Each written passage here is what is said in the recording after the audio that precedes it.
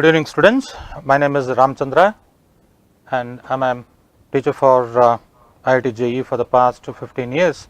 I have taught in different regions and today we will be discussing about the calorimetry. Now let us have a small introduction about this one from the examination perspective, at the same time from the concept perspective also. So to start with calorimetry, that means calorie is a unit of energy, especially in thermal physics, that is heat. So the measurement of this heat we call it as calorimetry. Now we need to understand one thing about the heat, that is we generally say that heat energy, that is a wrong notion. Heat is not energy. We can have a detailed discussion about this one. Prior to that one, we will just go back to the previous the question set that I had given in the last CPP, where most of the students had done mistake. That question is being the third one. One quality of thermometer is that its heat capacity should be small. This is a statement, at the same time it is a requirement. If P is mercury thermometer, Q is resistance thermometer and R is thermocouple, then the options given are P best, R is worst, then R is best, P is worst, then C, R is best, Q is worst, then P is best, Q is worst. Now looking at these things, C is the correct answer here, because the thermocouple, generally two metals are joined and kept in two different temperature, so that the difference in temperature will lead to certain amount of the current flow between two metals. This is the basic understanding of this thermocouple type of transmitter. So the basic need already it is given that one quality of thermometer is that its heat capacity should be small. Now when the heat capacity is small and its conductivity is quite high, it can really read some of the temperatures which are really very small, and it is very accurate also, and it is very sensitive at the same time. So that is the reason why R is best and Q is worst, while the resistance based thermometer will have its own drawbacks. So the thermocouple benefits are that the molybdenum kind of thermocouple type of temperatures, they can read up to 2000 degree Kelvin also. So that is the reason why we use thermocouple thermometer for quick changes. So let us move on to today's topic, that is thermometry. So today's goal for today's evening, the first thing, the calorimetry, we will have a small introduction of this one, then mechanical equivalent of heat, then the third one is heat capacity and specific heat capacity, phase changes and latent heat, and then heat curve, and then principle of calorimetry. So these are the today's goals for the class. Let us have discussion, let us start the discussion one by one. So first let us try to define the, as I said, calorimetry. The calorimetry is nothing but measurement of heat. Now we need to define this term called heat here. As I told, heat is not energy. Probably you will get many of the books which also justifies this, why heat is not an energy. Heat is a process in which we can transfer energy. In other words, heat is called as energy in transit. Energy in transit. तो अक्सर हमें ये गलतफहमी होता है कि heat energy बोलते रहते हैं, मगर heat is not an energy, remember that one from technical point of view, from physics. Otherwise we also keep on telling that heat energy, ये तो this we keep on repeating that one. So, what we can say is that it is also the amount of energy that we are going to transfer in a particular process. So, that we generally call it as heat, right. Arpan, why P is worst? Because the resistance thermometer will have lot of its own drawbacks, and probably in some of the classes I will try to clarify that one. Let us proceed with this one. So, now the another important issue that we need to understand here is that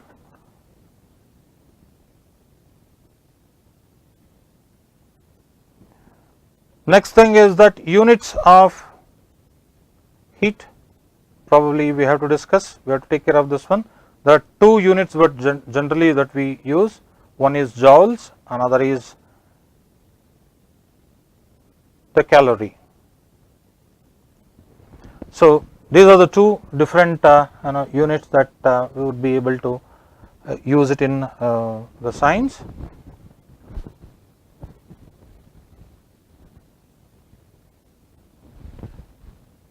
Now, the specific heat capacity we will try to understand that one. We will just go to mechanical equivalent of heat. Now, generally what happens is that whenever we do work, the work that we are going to do, it will be converted into different forms of energy. So, the definition of work is not exactly force into displacement, rather work is a kind of process in which you convert energy from one form to another form. Take any example for that matter. Let us say for example, you are switching on the light and the bulb glows, their electrical energy is getting converted to light energy, or you switch on a fan, their electrical energy is getting converted to mechanical energy. In all these places, certain amount of work should be done. Unless we have this work, which is the process, it is not possible for us to convert energy from one form to another form. Take any example and you can try on your own. Now, when we are trying to convert mechanical energy to heat, there are certain standards are there are certain processes are there. While the Joule, who is a scientist, he showed that the work done in the case of mechanical process, this will be proportional to the heat produced. The more work you do, the more amount of heat will be produced. So, the ratio of this work over heat, this was always a constant, which he called it as J, and it was known as Joule. So, this work can be written as J times Q, where this Q is the amount of heat that was converted and J is the joule. When this J becomes equal to, or Q becomes equal to 1 unit, at that time we can expect work to be converted completely to heat. Unless otherwise it is not possible for us to convert the work mechanical energy to heat energy completely, that is not possible. So, in terms of the units that we are going to use here, we can write a joule, 1 joule is equal to 4.2 calorie, or the value of joule will be 4.2 joule per calorie, right. Generally calorie may be a small, right, small quantity or a small amount of magnitude, but we use in terms of kilocalories. So, here the value of this J can be given as 4.2 into 10 power 3 joules divided by kilocalories. So, this is the conversion factor. Now, let us say let us take a couple of examples, like say for example, work is done in gravitational field. If we use the same formula, J is equal to W is equal to JQ, we can use, let us say for example, a ball is being taken to a height of certain height h, then if it is dropped, the ball is going to hit the ground. and when it is done, assuming that all the mechanical energy that was in the potential form, it gets converted to the heat energy, we can write that this mgh is equal to J times this mc into delta theta, where delta theta talks about the change in temperature, where C is the specific heat of that particular body which we are using there, and mass is the m is the mass of that particular substance. So, here you can calculate this joule in this case, or change in temperature. This is one of the important formula from NEET or JEE point of view. This will be GH divided by C into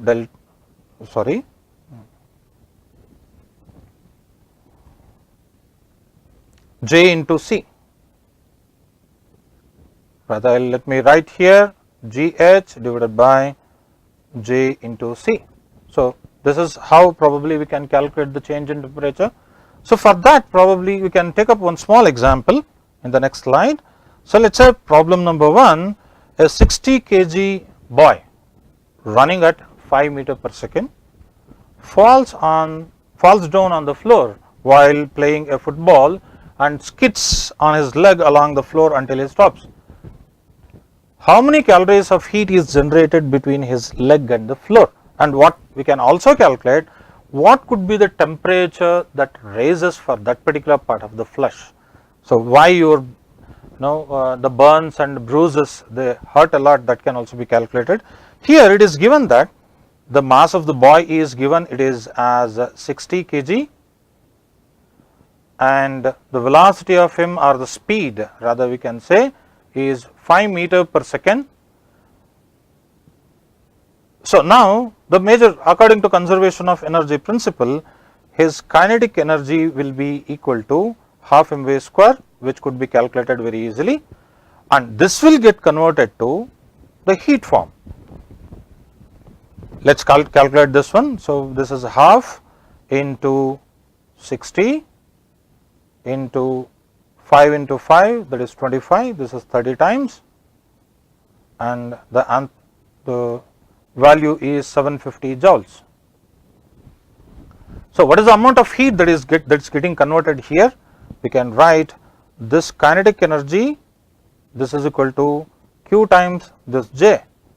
You can write here this implies the amount of heat that is getting converted there because of his work, whatever the work he has done there. This can be the kinetic energy divided by the joules. This will be equal to 750 divided by 4.2. This gives around 179 or 180 joules of value. So, now with this much of energy with that is being generated, heat is being generated because of skidding. Here the friction is doing a lot of work there. So, if that work gets converted to the rise in temperature, if we can calculate that to rise in temperature, then we can think of the Q as this mc, mass into specific heat, and rise in temperature, that is delta theta. I will come to that part in the little next slide, but I am using this a familiar formula, assuming that you people are already in the second year, and approximately I have taken Radhika, this is approximately 179 joules. So, this is a familiar formula for majority of the students who are preparing for JEE. I am taking this one and trying to calculate this delta theta out of this one. We can easily calculate delta theta. This is 179 divided by the mass of it, that is 60 kg, mass of his body, which probably, just a second.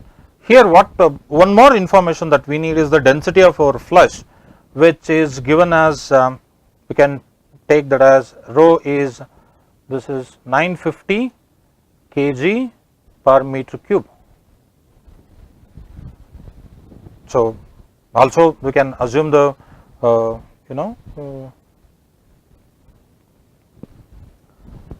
the mass of it also. So, I can write, did a small mistake here, just a minute.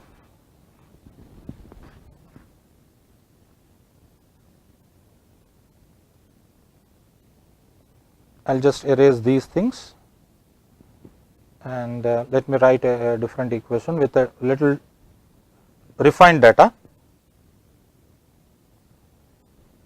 Okay, there we are.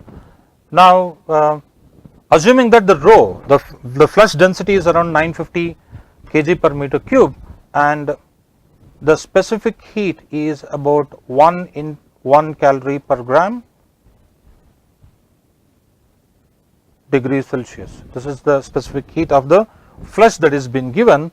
So, this is Q, this will amount to this m c into delta T or delta theta, which can be calculated. Delta theta comes out to be this about 94 degrees Celsius, which is quite a huge amount of temperature that increases at that particular time. So, here do write about this mass as density into volume, which is unit volume, you can take it delta theta. This is how we can arrive at that 94 degree Celsius. So, look at this, the way a running boy, he skids and his flush gets damaged due to the change in his work to heat. This is how probably we can calculate. These are some of the important concepts in NEET and JEE. So, next move on to the next topic, that is heat capacity. Now, what do we mean by heat capacity? First, let us try to understand one factor that, now let us take three vessels. One is a small glass, another is a tumbler, and third one is a drum, and all the three has got water inside that one, and obviously the small glass will have lesser amount of mass of water and the tumbler will have more amount of more mass of water and the drum will have greater amount of water. Now, if at all we want to heat these three to equal raise, or we want to raise the temperature of these three by at least 1 degree,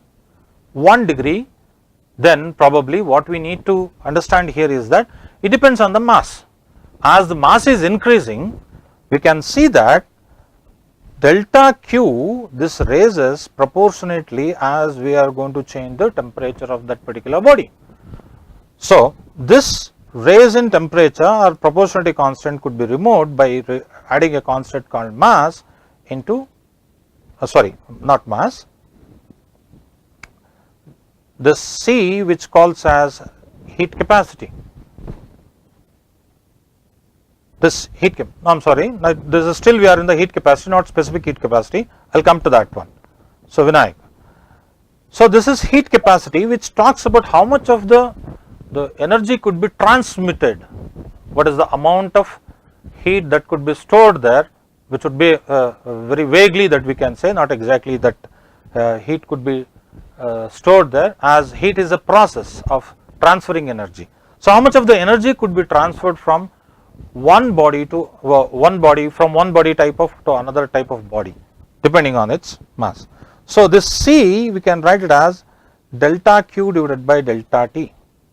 For differential form we can write dQ by dt also,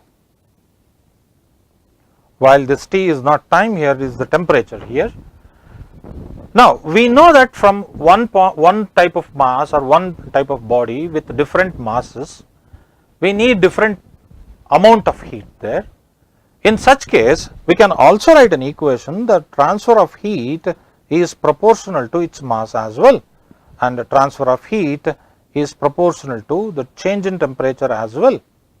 So, now we have a new equation here, delta Q, this will be proportional to the mass of the body, which we are going to transfer the energy into delta T. So, this proportional constant could be removed, this delta Q, we write this as, we can write, this is a smaller c, generally some other people they use S also, we will use this C, m mass into delta T. So, this C is called as the specific heat capacity, delta Q divided by mass into delta T, where we can define this one, mass as m is equal to 1 and raise in temperature is 1 degree Celsius or 1 Kelvin, if that is the case, so specific heat capacity directly becomes equal to delta Q. So what does it mean?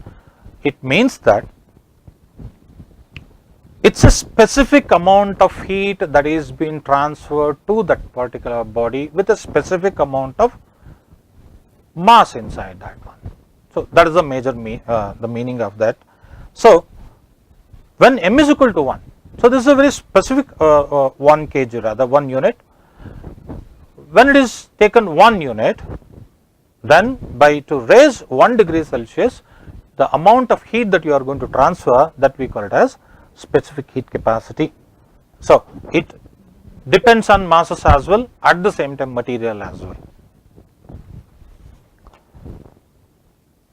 So in the previous class contest question, the question was, the main purpose of optical instrument is 1, to have an image whose size is larger than the object. Second one, to have an image whose size is smaller than the object. Third one, to increase the visual angle. Third one, to decrease the visual angle. The answer was C, and the winner was Ms. Radhika, and I think she has earned 1 atom session which will be credited to her account after this particular session of our calorimetry topic, thermodynamics discussion. So now let us take up the contest question for today, which will be answered in the next session, next upcoming sessions. Now depending on these, the concepts that we have discussed, probably if 540 grams of ice at 0 degrees Celsius and 540 grams of water at 80 degrees Celsius are mixed together, what will be the final temperature of the mix? 50, 60, 25 and 0 degrees Celsius. So do calculate about this one. Let's see who will be the winner and who is going to win the contest this time. Okay, let's move on to the phase changes. Now, as we know that the solids are defined, or the matter is defined depending on the amount of temperature and pressure they can hold or they exist in a particular form. So we call solid, liquid and gas, or say plasma, depending what is called as the phase, their state of existence. Probably we can say that one for phase. So that means to say, when the temperature is passed on to a body, that body changes its state from one state to another state. What are these states? As I said, we can say the phases are solid phase, liquid phase, gaseous phase, and there is the latest one that is called as plasma. We can neglect that one because this is not included for our discussion right now. So you give heat to a particular body, you take out a particular the heat out of a body, it changes phase from one state to another state. So how exactly it happens? As we know that from this equation, delta Q is directly proportional to delta T. From this equation, as you go on increasing the heat supply, the temperature of that body is going to change. The change in temperature is attributed to the average kinetic energy of per molecule of that particular body, which will start, those bodies will start moving from one point to another from their fixed positions, and their oscillations they are going to increase, and this is understood from the previous session. So this is how the mean amplitude of these oscillating particles will increase, and slowly as you increase the temperature, they will start moving far away apart, and they will start changing their state from one phase to another phase. Say if we give heat to a particular solid, so first it will change to liquid, and if you supply more heat to liquid, it will go to gaseous state. So this is how the changes are there.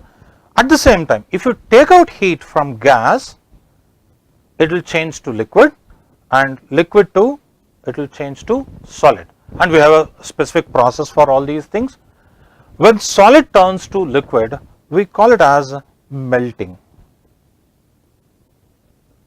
This process we call it as melting. The reverse process we call it as fusion. So, here it becomes liquid. Then if you supply heat to liquid, it is going to vaporize to gas. It changes its state to gaseous state rather. When you take heat out of the gas, it will condense, it will become liquid. So, this is how the process, they are going to change the state depending on the temperature is given to the system, it is taken out of the system. So, there are certain places where this water, surprisingly, from this equation what we have understood, supply heat, there is a change in temperature, but here the temperature, change in temperature is equal to 0. Does that mean that heat is provided to that body is being wasted, or it is not going to change the state? But we can see physically the state of that particular body is going to change, or a phase of that particular ice is changing. So, what exactly is happening? All these heat is utilized. It is utilized in converting ice to water, and this heat is utilized in pulling the molecules which was in solid form away from each other and changing the state to liquid state or liquid phase for that matter. So, this is the amount of heat what we call it as latent heat, which is not visible for us. You cannot measure that raise in temperature, but heat is being supplied there. So, this is called as latent heat. So, there we write this latent heat delta Q is directly proportional to the mass of the body. The more the mass, there will be more amount of heat required to condense that, melt that one. So, we can remove this proportionality constant with this delta Q is equal to L times M, where this L is called as the latent heat. Latent here means, it means latent, this is hidden, this is hidden. So, it is not that apparent what we expect. So, now if at all, if we look at the different changes of these phases, you can probably also look at phase change. Along with that one, we can take up the heat curve at this particular point itself. It is pretty easy. After that, we will try to go to the principle of calorimetry.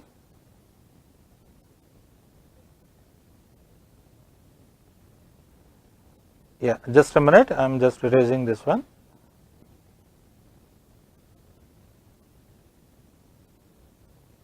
Okay, let us try to take an example of ice which is heated to vaporize till that point.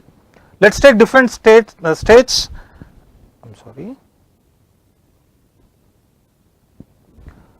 Ice, first it should melt and then becomes liquid, then takes heat, then vaporizes to gas, or let us say steam for that matter. Now, here different process we need to see. First, ice melts without change in temperature. So, here delta T is equal to 0. So, it becomes liquid at the same temperature, and then liquid start expanding again, and there we can see delta T greater than 0. So, here liquid will utilize up to it goes to boiling point, which is 100 degree, and then at this particular point again the liquid at boiling point, it then utilizes heat with delta T, here again it is 0, here it vaporizes and it becomes gas. If I write this one, if I plot a curve,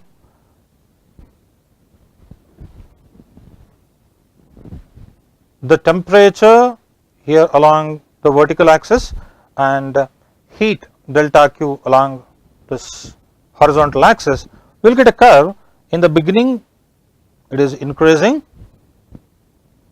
it increases, after that it becomes flat because there is no change in temperature at all, and then again it increases because consumption of heat is there from one state to another state, then again it becomes constant and then again it may increase. So, these are the two status, this is the melting point and this is vaporization. So, this is the point at which probably it is going to consume temperature or consume heat and increase its temperature. So, the slope of this particular curve, you can say that this by writing the equation here, heat capacity. So, we know that delta Q is proportional to, or this heat capacity C into T delta Q divided by delta T. So, which is 1 over slope. So, this is the heat curve which we are talking about, and it is very important from the examination point of view. There are many multiple questions I have seen in the previous year question papers, right.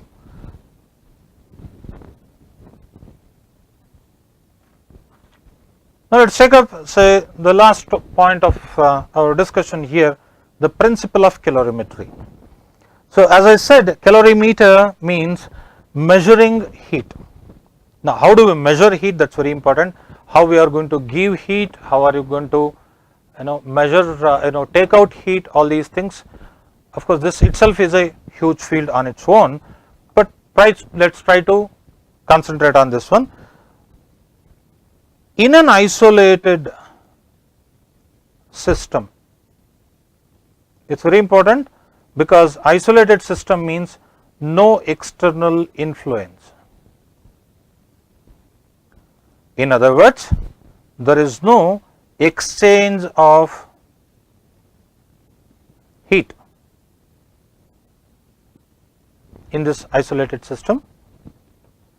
In that case, if you supply heat, that is heat supplied or consumed will be equal to heat supplied.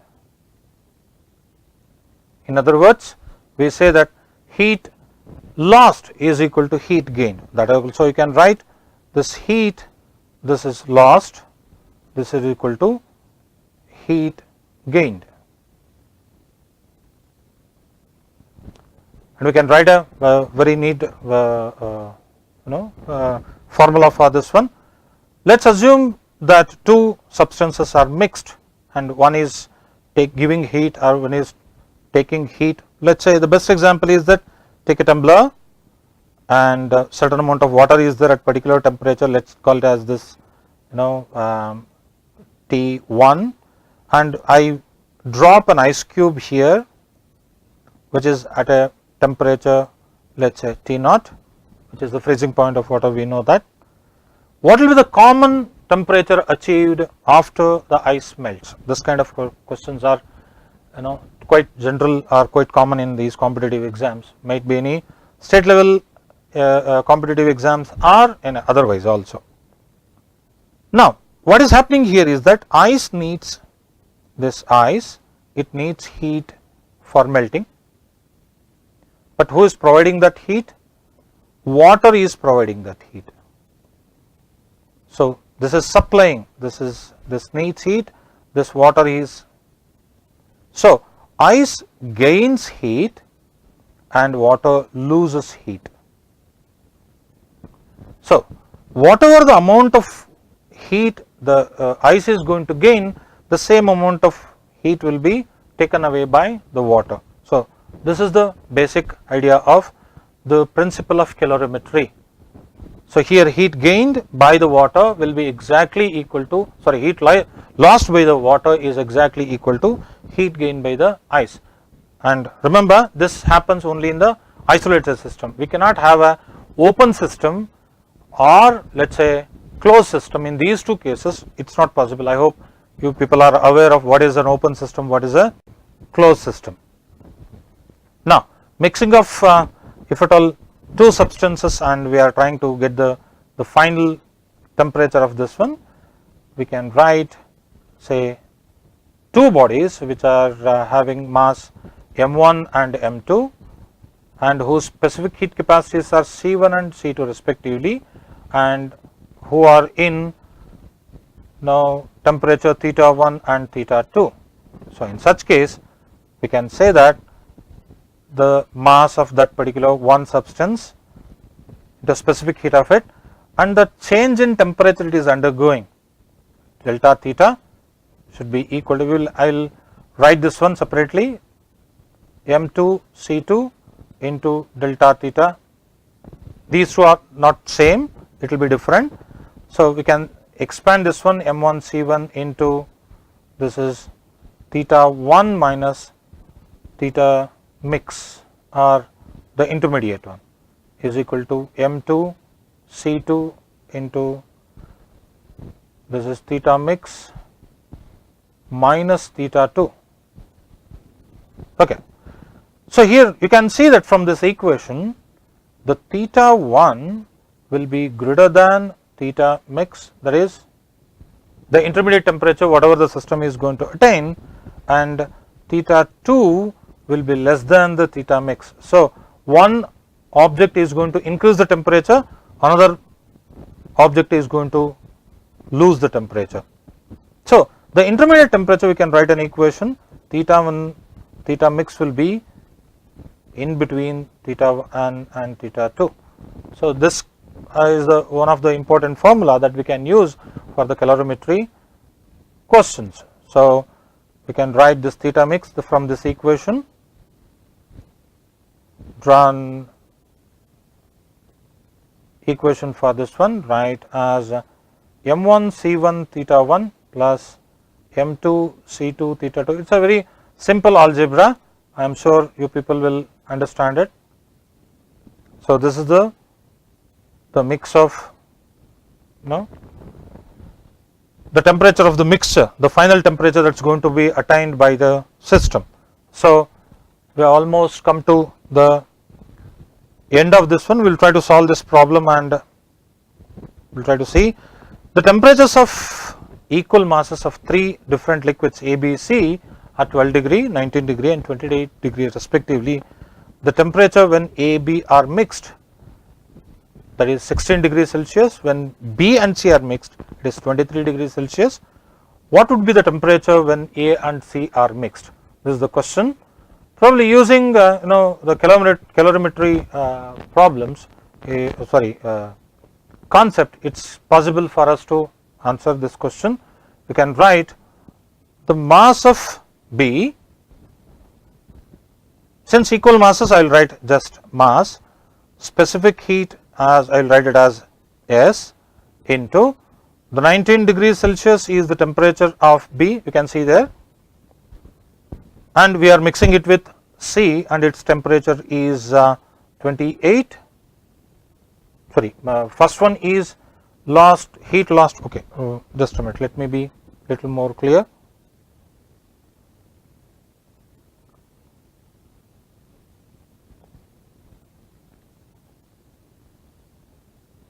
So here the first case, heat lost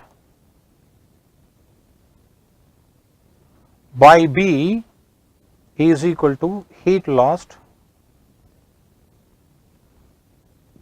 by A.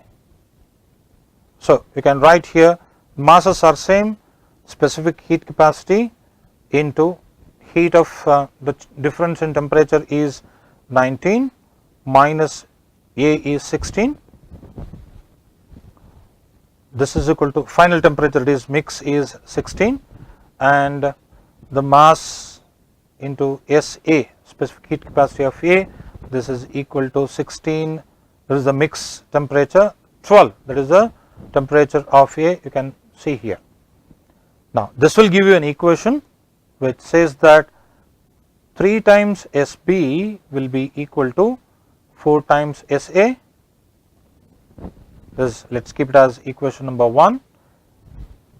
Then the next one is that heat lost by, I'll write this is lost by C is equal to heat gained by B, delta Q, I'll write gain by B. So we can write again the masses, it's getting cancelled here. Here also specific heat capacity of C into 28 minus 23. 28 is the heat capacity of C, and when B and C are mixed, the final temperature is this one. Now delta Q, this is mass into specific capacity of the B, and this is 23, that is the mix, minus 19 is the the temperature of B, which implies 5 times SC is equal to 4 times SB. This is equation number 2. So like this we can form one more equation, which I will write it directly because of the shortage of time.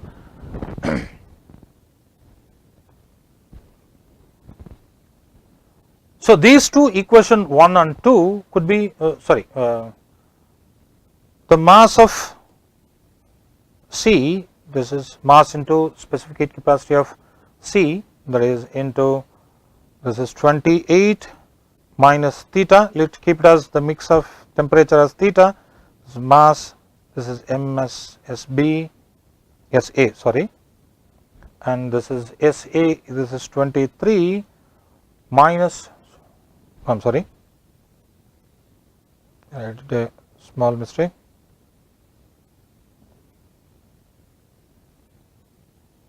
Here it is theta minus 12. This is the equation which fetches as, we can make 3 different equations, and finally I will just rush down living at this particular point. This theta, you will get it as, from solving these 3 equations, simultaneous equations, you will get as 20.26 degree Celsius. So this is the answer for this particular problem. So coming to the summary of today's class, we have learned today the calorimetry, the introduction, and about heat and other things. When work is done, how the mechanical energy gets converted to heat, in what form, what are the conversion factors, then heat capacity and specific heat capacity, what are the difference between these two, and then phase changes and latent heat, when heat is supplied to an object, how it is going to change its state, and then heat curve, how these things could be plotted and it could be used for the benefit of the science and the technology, and last but not the least, the principle of calorimetry. So this is an important topic from JEE and NEET perspective, and I am sure it is a very simple and very easy concept. There is not much to do here, not a huge mathematics, not calculus or limits or whatever that may be. It is a simple algebra. I am sure all the students will go through this one, and at the same time remember important equations, they need to be memorized, remember, because not every time it comes handy.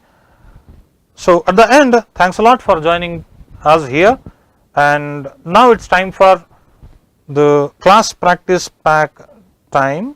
So I have selected some very important questions based on the most probable questions that were asked in JEE in NEET.